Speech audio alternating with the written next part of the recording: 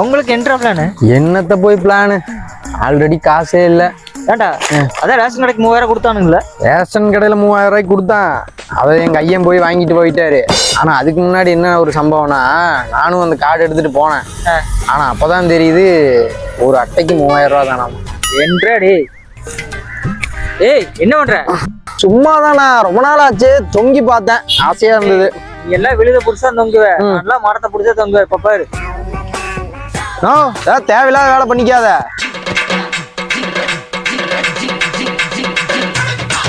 என்ன அவன் நம்பி வர்றான், மேலேயே உட்காரு, நான் சொல்ற வரைக்கும் எப்படி புகழ்ந்து தள்ளுவான்னு மட்டும் பாரு. உன்ன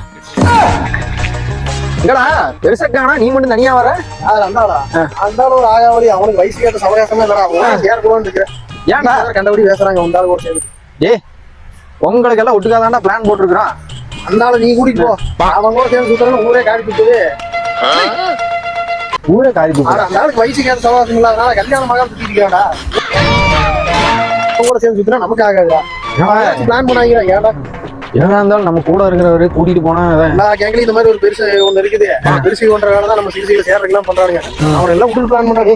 ஏண்டா பெரிய மனுஷன் கூட பார்க்காம இந்த கிளி வைக்கிறியா? இருடா வரேன்.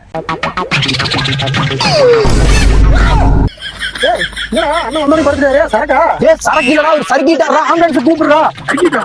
ஐயோ போச்சே அலங்கார பந்தலிலே